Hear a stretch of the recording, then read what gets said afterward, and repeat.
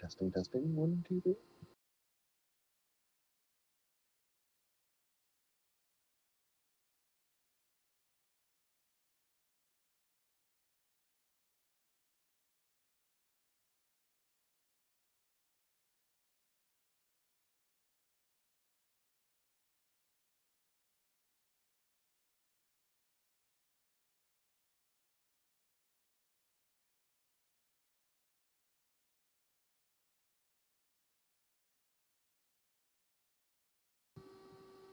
All right, figure we'll go ahead and do a bit of a mic check. So testing, testing, 1, 2, 3. Testing, testing.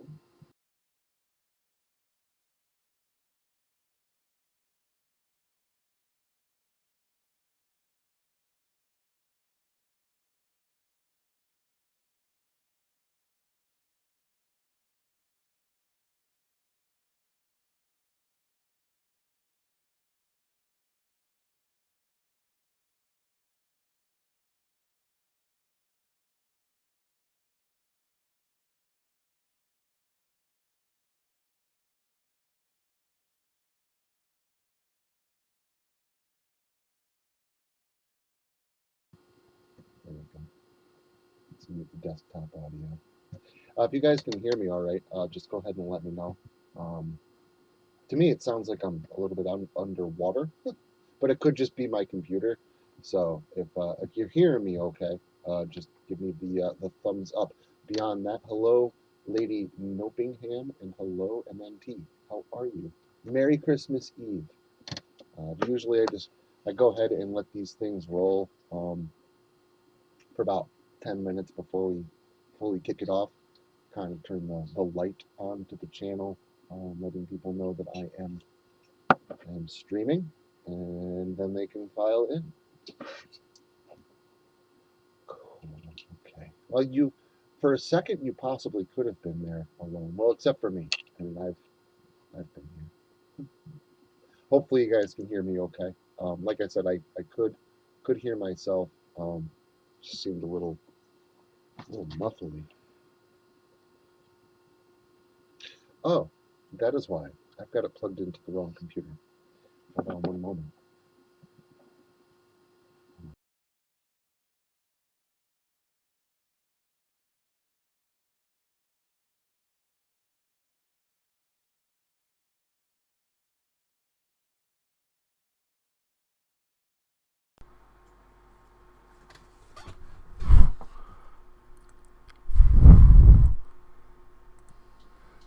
Is this any better at all? It was a little muffled before because I had it plugged into to the wrong computer. I had it plugged into my laptop instead, like an idiot. So I really couldn't hear myself very well. So we'll go ahead and see if this is any better. I might have to go ahead and restart the stream now that I've got the correct microphone plugged in.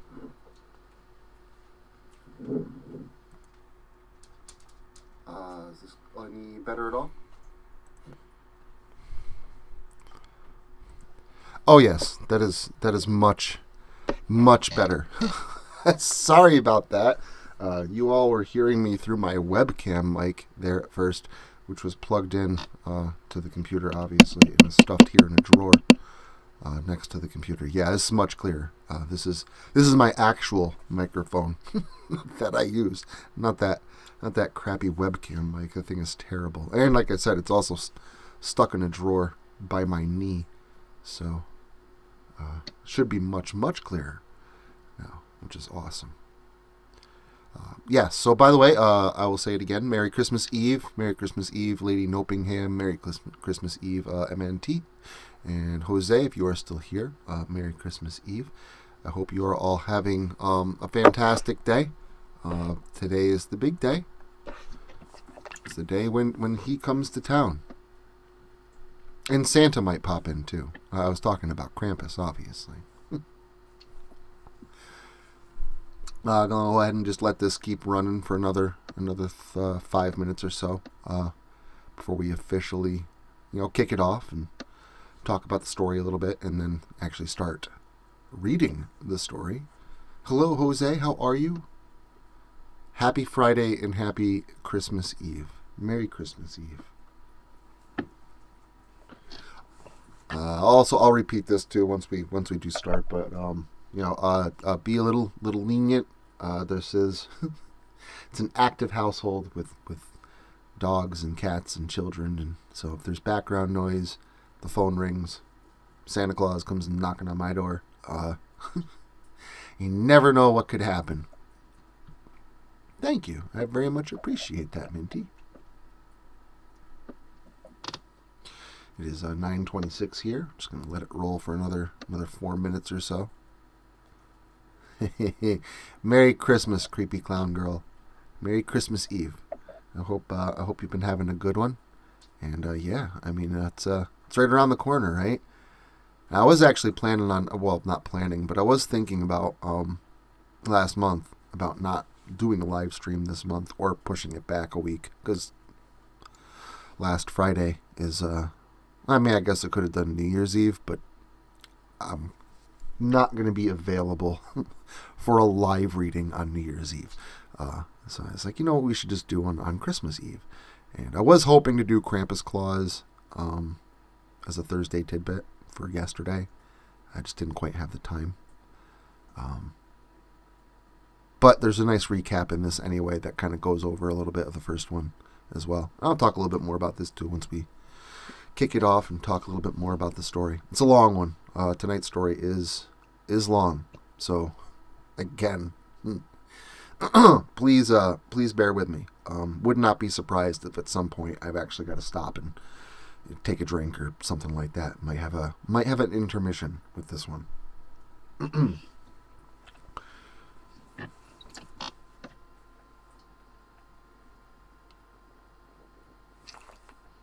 Just sitting here. Sorry for the quietness. At least we got a nice Christmas background, right?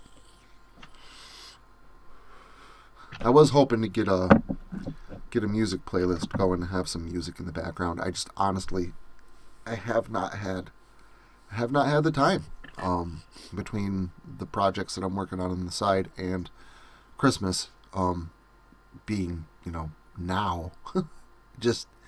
I just did not have the time to get a playlist together and then get that incorporated into the stream. So I do apologize for that.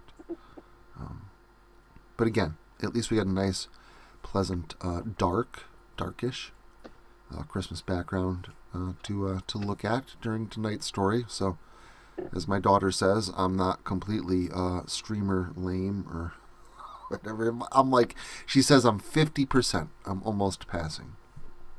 So, at least she said there's improvement.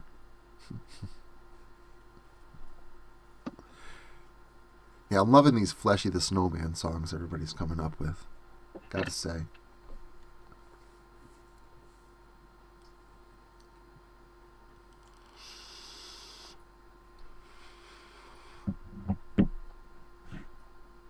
Hey, Edge. How are you? Merry Christmas Eve. Happy Friday.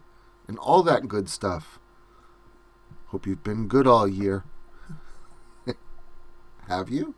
I wouldn't really know. But you would. I've been good, mostly. Not completely. I guess I could do better. I think that's probably true for most people. I could do better. But I've been relatively good. Been pretty good boy this year. Yeah, I'm feeling okay. If I sound a little wiped, it's literally just because this week has just been... I've been killing myself. It is now 9:30. So I want to go ahead and officially welcome you all to the Krampus Claus A Return to Tradition live reading. I am feeling just fine. If I am feeling sounding a little bit wiped, it's mostly because I've actually been doing more work since I took a week off of work than I was doing when I was actually working. I've been kind of, for lack of a better word, balls to the wall, trying to get this new Locust Lake book done. It's just about 110,000 words long, and I still got a ton of sketch art I've got to make for it. but the last week that I had off of work really, really helped me to get caught up and back on schedule for a February release. So, I mean, that's good. I've been really productive and I've gotten a lot done. But, like, you know, I'm also a little... It's been a long week. I did take today off. I haven't worked on really anything today, and I don't plan on working on anything tomorrow. I will be at tomorrow's premiere, which is actually Krampus Claus Evil Comes in Threes. It is the finale. So the Krampus Claus stories are actually a trilogy. They weren't intended as such when I first wrote the first Krampus Claus story. First Krampus Claus story was intended to be one of those holiday traditions. I wanted to write a story that people felt compelled to come back to year after year, like, you know, Frosty, Rudolph, Krampus, the Grinch. Like, I wanted to, and for the most part, I really feel I've helped. I mean, I did a pretty good job capturing that feel. I believe I've mentioned this before, but on my old channel, Krampus Claus, the first one, was my highest watched video, actually by far. So I think I did a pretty good job with that. But I always wanted to do more, and somebody else always wanted another Krampus story. Not somebody, but lots. I kept getting requests for them. So I did write a sequel, and I did leave it open-ended. I did premiere it as last year's Christmas special. So tonight's story is actually last year's Christmas special, and it does end on a cliffhanger. And I told everybody you were all going to have to wait a year to find out what happens at the end. And the year is up. So the sequel to tonight's story releases tomorrow. If you have not heard the first Krampus Claus, like I was saying earlier, I was hoping to do it as a Thursday tidbit for yesterday, so you'd be able to listen to Krampus Claus on Thursday, the live reading, the second one tonight, and then the finale tomorrow. But I just, like I said, I just did not have the time to go ahead and do all that. But there is a nice recap in this if you have by chance not heard Krampus Claus. So I'm going to go ahead. I am going to hit my vape for, you know, a moment or two. Kind of get myself amped up for this. This story is 4,000 some odd words long. It's probably going to be about a 30-minute reading live, and that's if I don't mess up. So you're looking at probably about 45 to 50 minutes of me trying to get through this story. Please bear with me. Like I said, there might be animals in the background. I'm sure to mess up. I'll try to handle it as gracefully as possible, as always. Your patience is much appreciated, and yeah, I don't know if you guys want to go to that website or not. Pretty sure that might be spam, but I'm not positive. But yeah, either way, if you are not a bot, typo BA, welcome to the stream. I see that you randomly place odd links on the comments. I've never seen one do it in a live stream, though. That's strange. I'm going to delete this only because I don't want anybody to click on it. Don't click on that. I don't trust it. Alright, so give me a moment. If you guys have anything you guys want to go ahead and throw into the chat, want me to answer something, or you want to say Merry Christmas, which a lot of you already have, so you're not, you know, I'm not telling you there's an expectation now. I'm just saying, if you guys want to throw something in, go ahead, and if not, we'll get started here in a minute or two, possibly 3.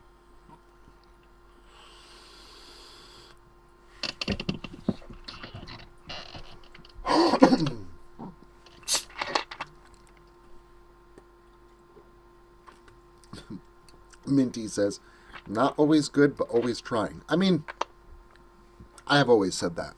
Nobody's perfect, but the best of us try. And you'll never be perfect. I'm not perfect. I'll always try to be the very best version of myself that I can be. But nobody's perfect. So don't hold yourself to like some lofty golden standard that you're not going to be able to achieve. But yes, I think that's the key to it, is to always just try to be, you know, best version of you. Yes, love dragons too. Just saying, Edge. I don't believe there's any dragons in this story tonight. But you know, could happen at some point. All right. So, I guess I'll go ahead and I'll jump into this story. Let me hit my vape here one more time. Probably isn't the best thing for my my voice here. And then again, not only do I get nervous every time I do a live reading because I know I'm going to screw up, but I'm also human and I screw up a lot. So just please bear with me. 4,000 word story. I imagined the screw ups are definitely going to be in the double digits. So, all right. I call tonight's Christmas Eve tale Krampus Claus, a return to tradition. It happened again. He came back. Concealed by the shadow of blustery night, the monster crept quietly into my parents' house with malicious intent. I came to know this creature from my childhood, studied it, the face of evil I had hoped that I would never see again. When I was a boy, I had an older brother named Brett. Brett, well, wasn't the best behaved kid. He wasn't a monster or anything. Brett just made mischief, constantly. It was one Christmas season when I was about 6 years old that Brett left my life for good, and it was my fault. Father warned us that year about a malevolent spirit, the counterpart to Santa, a hulking creature on hooved feet named Krampus, who stole naughty children away from their homes on Christmas Eve. Brett obviously didn't believe him, and teased me right into the night before Christmas. That night, I prayed for Krampus to come, and come he did. That was the last time I ever saw my brother. It was also the last Christmas that I celebrated for a long while. But time and context bring about unforeseen changes in perspective, and raising a child of my own now, who of course wants to experience the joy of the holiday season, I could not deny him, despite my tragedies. Well, it was 2 days before Christmas, and my son, along with 3 billion other children that year, wanted the newest, quite expensive hot toy for the season, some robotic stuffed animal or something. The thing was, the little beasts were, of course, sold out everywhere. I swear toy companies do this shit on purpose, create a limited supply so as to increase demand and hype, all at the expense of perpetual grievous hearts of thousands of children on Christmas morning. It was a good thing for my son, Eric, that I was assured to have the means necessary to procure one at nearly the last minute. Sure, I would be forced to fork over double the price to a greedy scalper that I selected online, but I was able to put my son's mind at ease by telling him that if he was good, Santa would bring him all the things that he wanted. It's good to have a good-paying job. Well, of course, Christmas fell on a weekday this year. Being one of the lower guys on the totem pole in my new position, I was locked in for the work week leading up to Christmas. This meant I had limited time to shop, and even less time with my family. Previous years leading up to this one, my work schedule, albeit for much less money, allowed for time off during the holiday season. I must have taken the extra free time for granted, because I didn't exactly realize how much time I had on hand to make Christmas for my wife and son.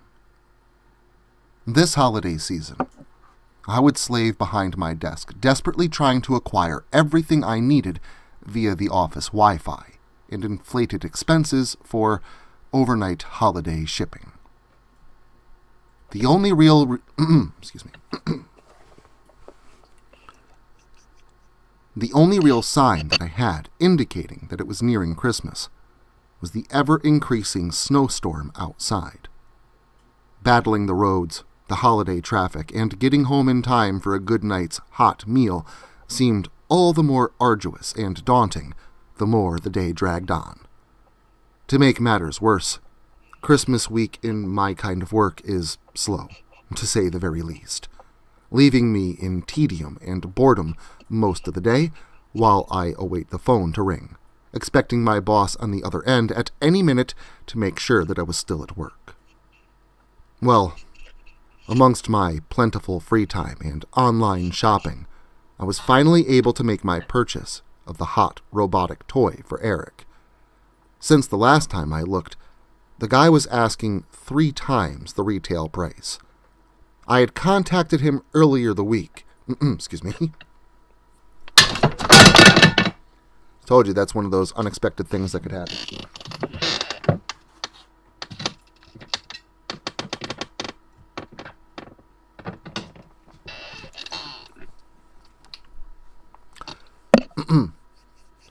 Try that one more time. I had contacted him earlier in the week, letting him know that I wished to purchase it, and he assured me that he had more than enough of them on hand. Now the asshole wanted a whopping triple the original price, claiming supply and demand, causing his surplus to run short. The extent of holiday greed knows no bounds, and my job may pay well, but not that well.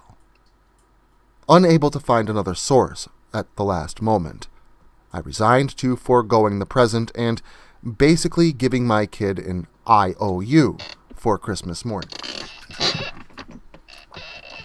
Give me one moment. I'm going to go clean this up real quick.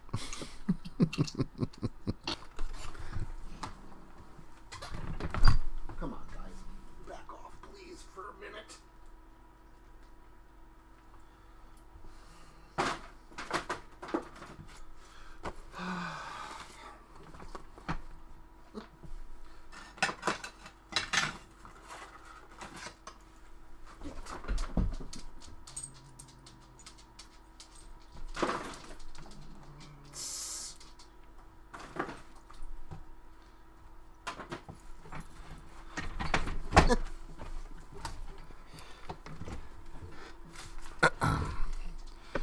Alright, we will call that an intermission. And yeah, I'm fine. Knocked over a dish, but I just had to clean it up because, animals like attacking stuff like that.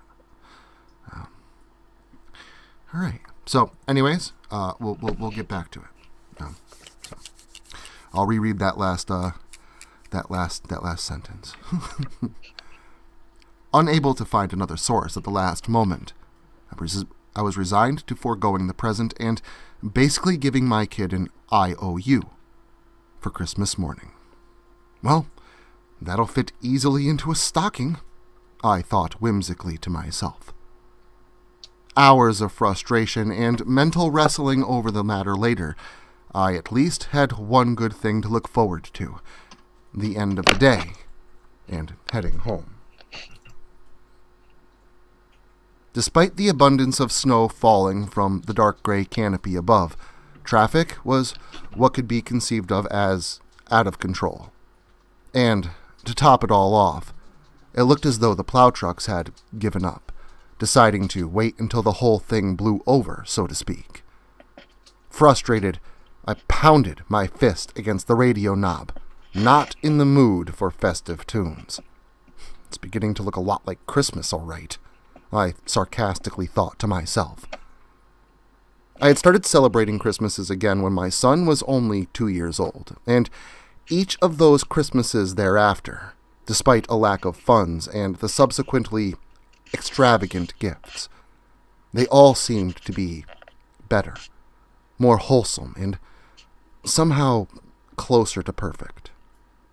This Christmas, one wouldn't even know that we had an increase in quality of life, as each and every step along the way revealed a new pitfall for me to stumble into, further skewing what could have been the perfect Christmas that I so desperately desired. I was just about at the 7th stoplight from the parking lot of where I work when a text alert stole my focus.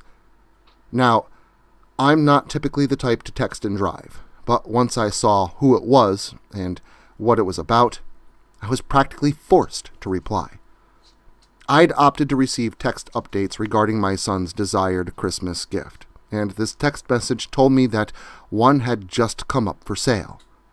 I knew it wouldn't last long.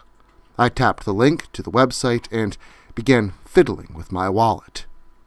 A sudden stop and a loud noise prompted my attention away from my phone, having just rear-ended a blue coupe.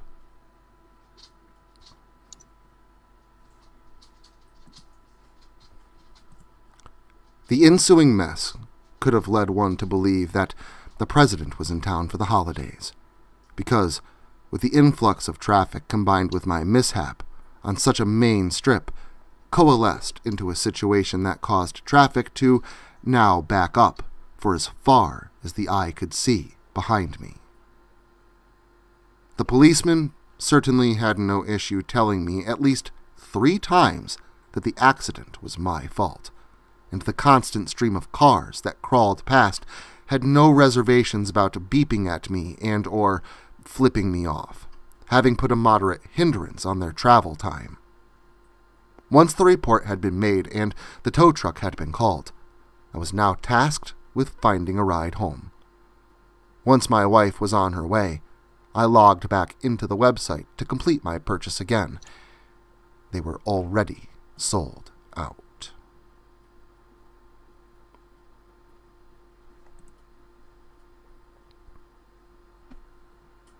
It must have been pretty easy to tell that I was in a foul mood, because my wife seemed particularly comforting and understanding.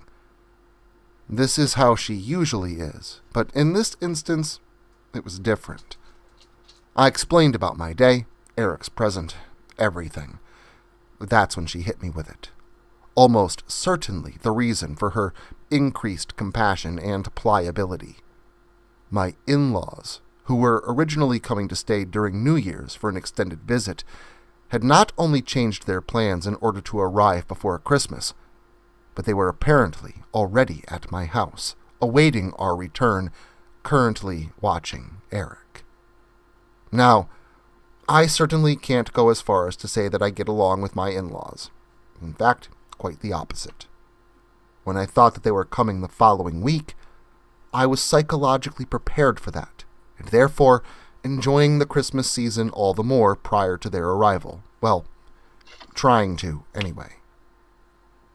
Now, I had nearly no time to mentally adjust myself at all, and would be at the whim of their backhanded comments until they left after the new year.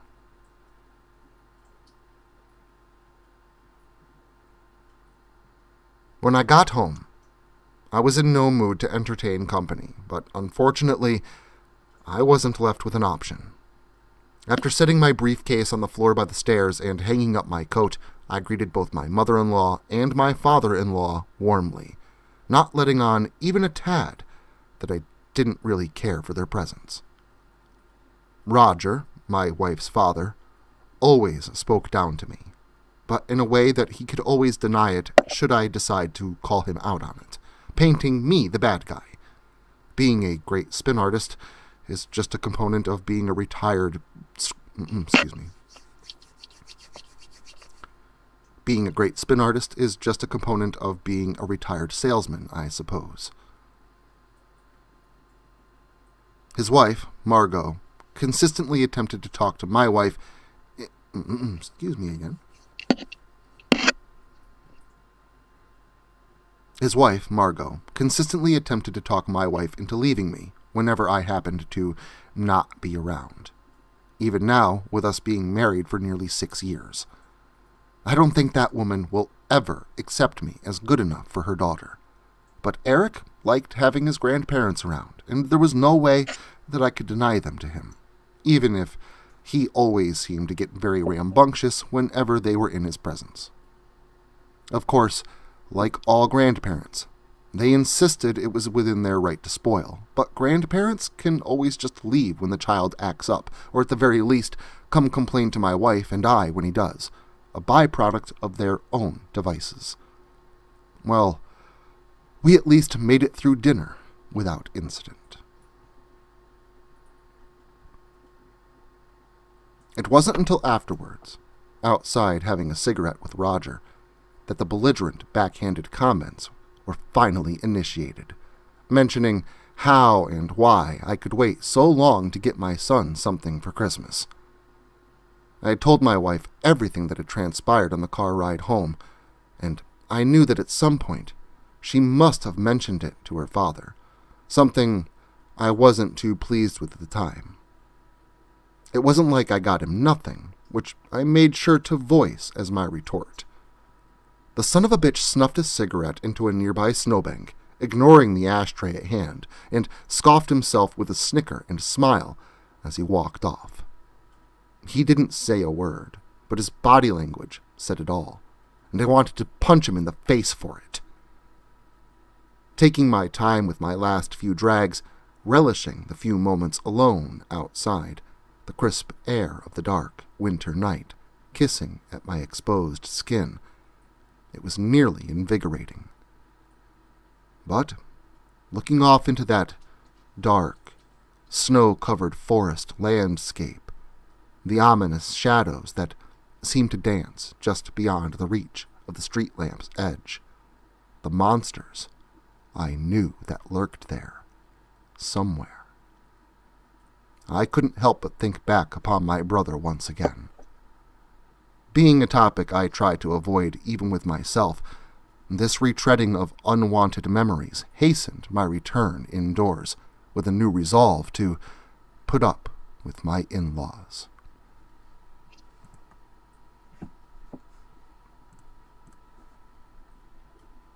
Once back indoors, I found myself still alone, and hearing the murmured clutter of several humans making noise, and it still reminded me of a herd of animals without cadence. I knew everyone was in the living room waiting for me. It wasn't quite Christmas Eve yet, but Grandma and Grandpa insisted on reading aloud "'Twas the Night Before Christmas." Sure, it was for Eric's benefit, but my wife insisted that I spend time with her and her parents, so I knew that they weren't going to begin until I had made my entrance and sat down. After my glass of nog was about halfway full, I decided it would be the perfect night for a little octane boost, so to take the edge off. I grabbed the bottle of brandy and proceeded to top off my glass. I put the bottle back and lifted the glass, taking a nice, long, healthy slug. Now I was ready. "'Twas the night before Christmas," Roger began. "Do I really have to listen to this story again?" Eric queried his mother. At first, my wife had a very shocked, almost scornful expression on her face. This was followed by telling Eric how rude he was being, telling him to be polite, and explaining the meanings of tradition, all before apologizing to her mother and father for his behavior. "That's right, buddy. It's especially important to be good this time of year, or Krampus will come and take you away," Roger followed up, and I felt the blood draining from my head and my eyes widen in horror. "Who's Krampus?" Eric asked. "That's enough, Roger." I tried to interrupt, but the man plodded onward as if he hadn't heard me at all, and I knew he did. "Well, Krampus is the evil counterpart to Santa. He has big horns and hooved feet, and he's covered in between in thick, dark fur. Little boys and girls who make Santa's naughty list make Krampus's Christmas Eve visit list, checking off names one by one as he steals all the little bad children away," Roger finished.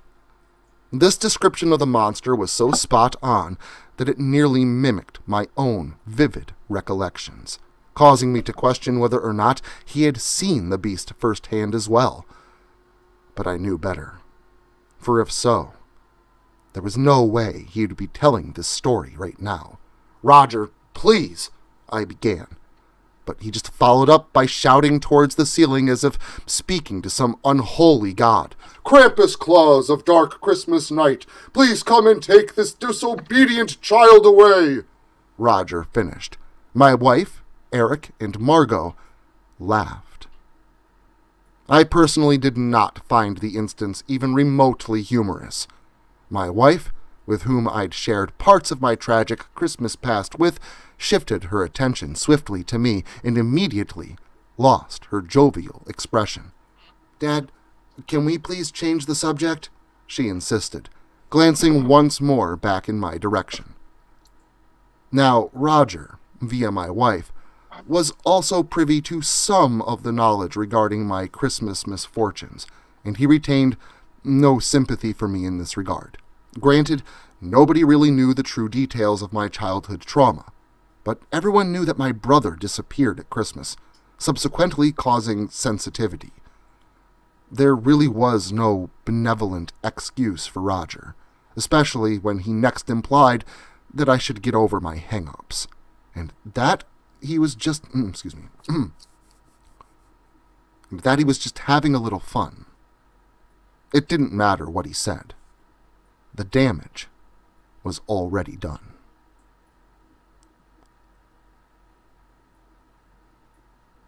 The following night would be Christmas Eve, and now there were secret preparations to be made.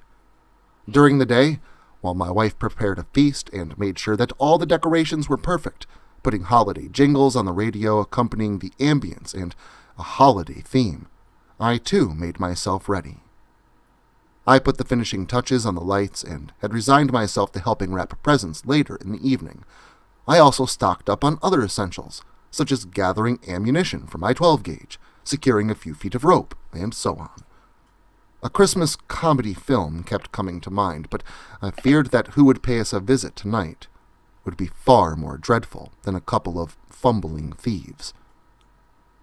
The day, though, did proceed without a hitch. Eric was more than mindful of both us and his grandparents. The meal was as delicious as it was surprisingly enjoyable to eat.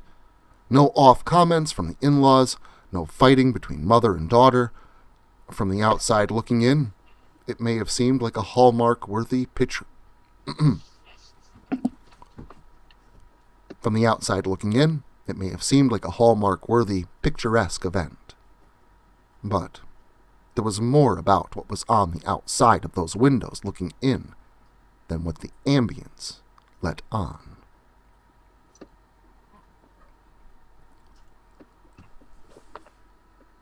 Lying awake in bed, once the clock read 12 o'clock, I assumed everyone was asleep. Parents were wrapped. Parents, excuse me.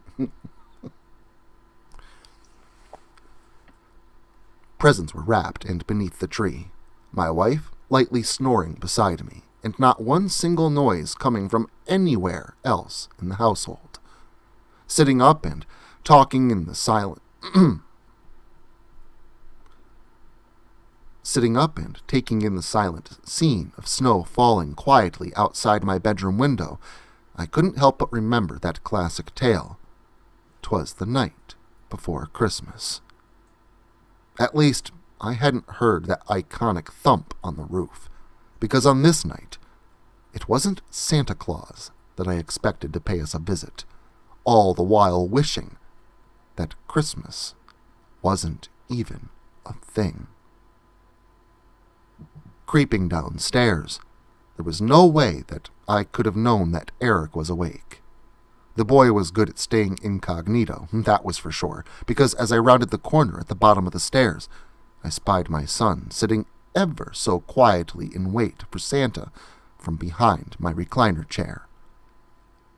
The amazing thing was, there were several presents beneath the tree that I did not recognize. Margot and Roger had gone to bed hours ago, and neither was the type for a late-night trip out of bed. My wife had retired with me, so this limited the options of who could have left them. Maybe Santa had come instead of Krampus. This thought put my restless mind at ease, just for a moment, but not so much that I was deterred and turned for bed.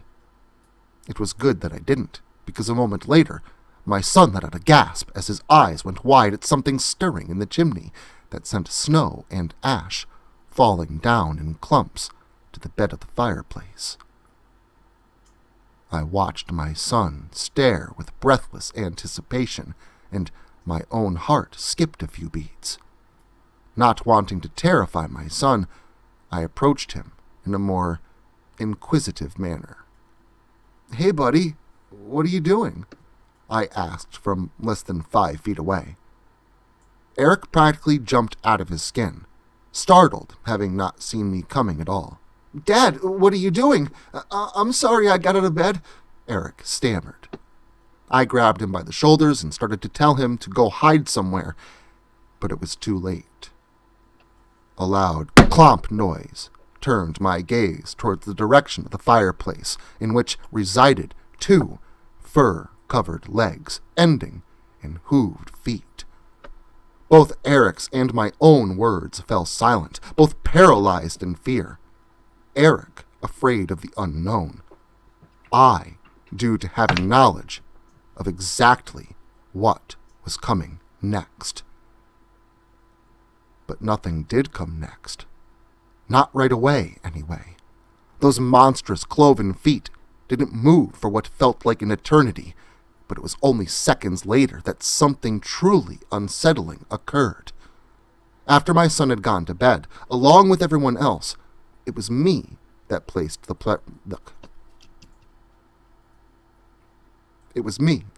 our presents beneath the tree. This was by design, as it allowed me to set up my trap uninterrupted. A snare made out of thick rope, set within the since extinguished fireplace. Now, of course, I knew that no thickness of rope would contain the beast for long, but I had hoped it would slow him down long enough to get in a shot or two. Instead, the particles of ashes still fell and fluttered about his hooves, only now intertwined with small flecks of something that sparkled bright in the near dark, like glitter. Nearly ready to simply take a shot at his feet, something both astonishing and horrifying happened. The nearly concealed rope began to move, almost writhing in place, as if the object were now alive. I lifted my gun head level, lining up the sights, and that's when the entire length of rope shot out at me like a rabid animal, wrapping itself around my ankles. The lights on the tree dimmed, almost going out.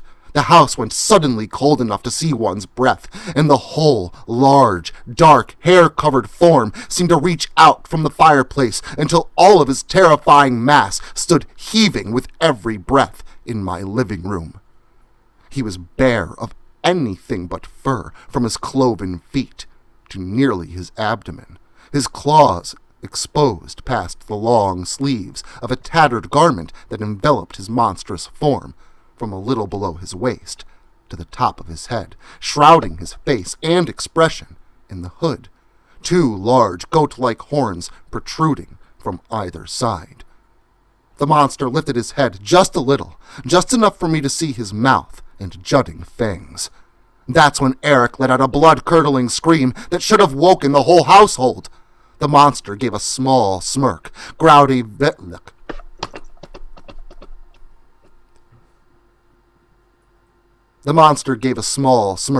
growled a very slight snicker that coincided with a small puff of vapor in the frigid air that now occupied my home.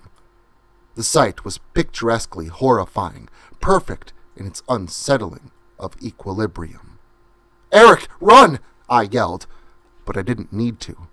Eric had already taken off down the hall like a shot.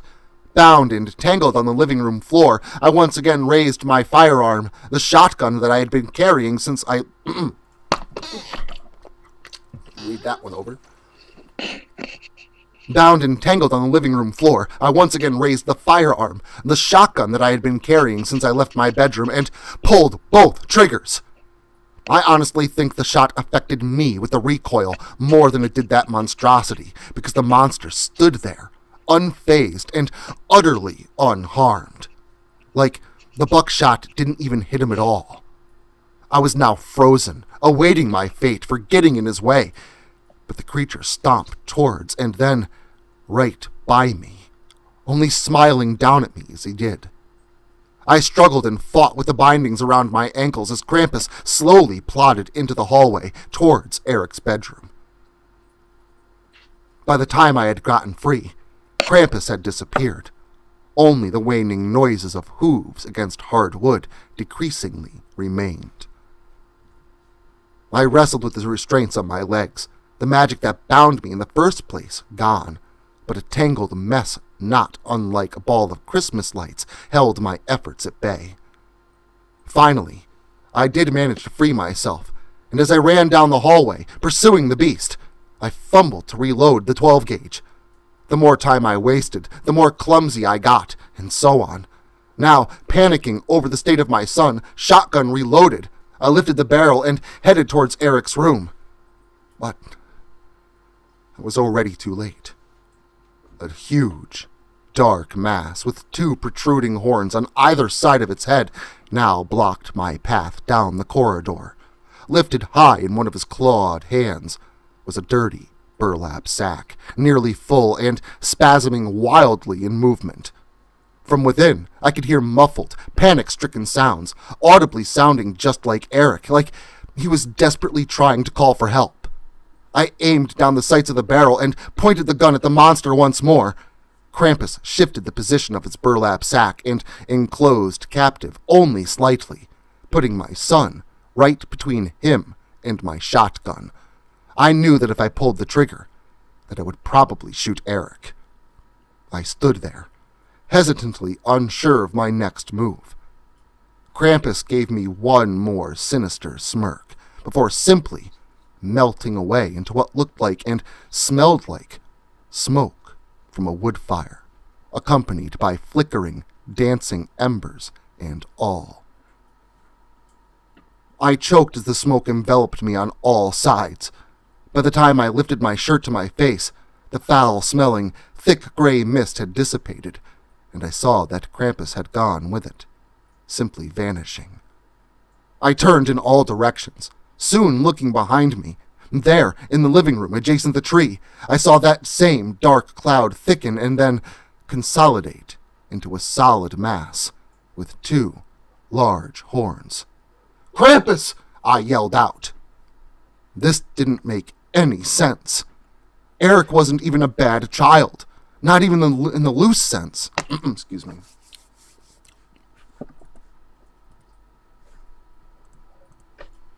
Eric wasn't even a bad child, not even in a loose sense. Eric was a genuinely good kid. He loves Christmas, unlike me. That's when Krampus turned ever so slightly and showed me just one of his gleaming eyes with a smirk. It was at that very moment that I understood, but it was far too late. A second later, he had slipped back into the fireplace and disappeared, burlap sack and all. I fell to my knees and sobbed with realization. Krampus didn't come for Eric. He had really come for me. This was my punishment. Punishment for resenting Christmas, frowning upon holiday sentiments, and my wish of ending Christmas. This was all my fault.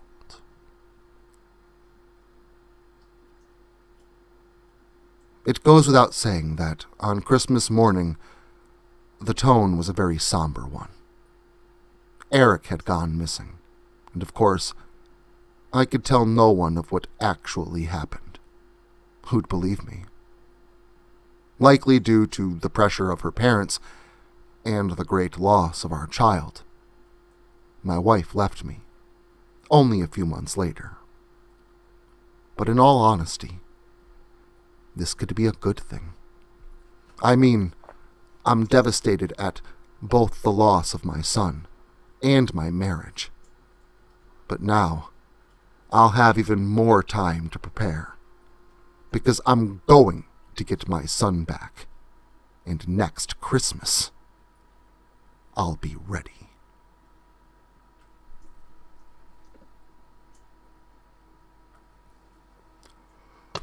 Well, I can't say that I got through it completely with grace, but we are through it. That is Krampus Claus, A Return to Tradition. Wow, my voice is all kinds of scratchy. Sorry about that that mid-shift thing. The cats were getting into stuff behind me, and I kind of swung my hand without looking to kind of shoo them away from what they were getting into, and I knocked over my plate with the chicken wings on it, and the plate broke.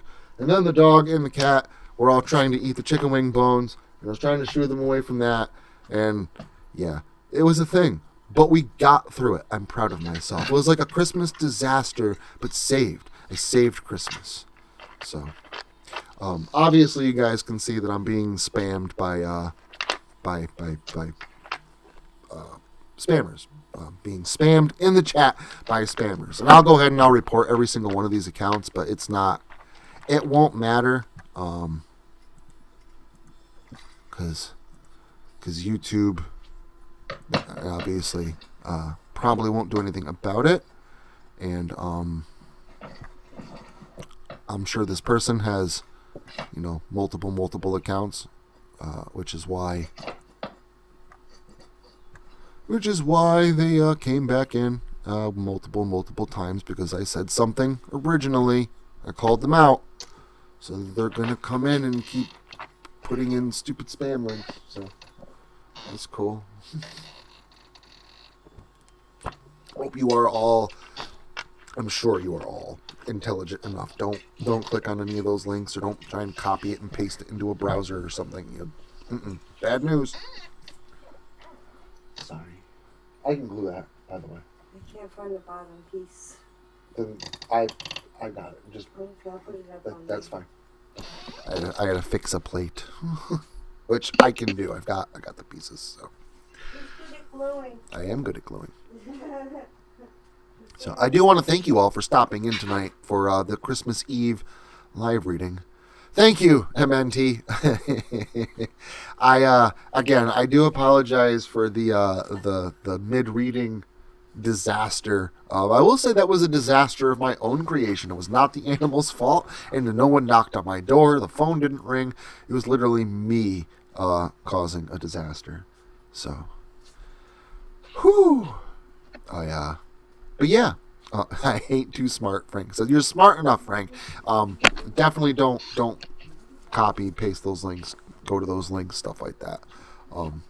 I'm sure it's maybe one or two people that log in under fake accounts and post, or however the hell the whole bot spam thing works. But I get those comments an awful lot to my videos. I get those things commented, and then obviously I remove the content. I don't typically report them because I know they got like 8 million YouTube channels, so it's pointless. But maybe I'll start. Yes, if you don't know what the link is, don't click the link. I will say that tonight's story, Krampus Claus, A Return to Tradition, Part 2. Excuse me one second. That was a little unsightly. Krampus Claus, Part 2, is from last year's holiday book, which is still the holiday book, Holly Boughs and Horrorscapes, 13 Sleigh Bells. This is a link, the one that I'm posting. That one is safe. That is a link that will bring you to Holly Boughs and Horrorscapes, the Christmas book. It's an anthology. There's a few shorter stories in there, but most of them are really, they're long, like this. It's half written by me, half written by Doughboy. I never did a word count on it, but I'd imagine it's probably about 50, 60,000 words. It's a decent-sized book. There's no doubt about it. So if you are interested, that is the book that this story is from. I did publish the first one, Krampus Claus, in my very first book, From Anguish to Ashes, This Soul is Yours to Take. And if you're interested in that, that is the link to that book. I know I'm dropping my book links in the chat, and I seem like I'm doing all this shameless self-promotion, but you know what? I might as well promote it. Like I did work on the book. Might as well actually let people know that it exists. And it's the Christmas season. It's not too late for a late holiday gift. You might be visiting family, around late December, around New Year's, or the beginning of January. And these books, if you do have anyone in your family that particularly is a big time horror fanatic, they might enjoy these. But yeah, so. It's a trap. No, I don't post traps, Frank. I promise. I don't post spam. And I will try and keep you guys as safe from the spam as I possibly can. But obviously, if this person wants to log in multiple times to spam comments, it's not going to be a whole lot that I can do. So we'll probably end the stream here pretty soon, probably about 5 minutes or so. But if you guys want to go ahead and punch anything in, by all means, go ahead and do that. Beyond all that, while I still got the floor, I do want to just say thank you once again. I know it's Christmas Eve. I know people are busy. So I really appreciate it. I really, really do. Thank you for stopping in tonight and sharing Christmas Eve with me.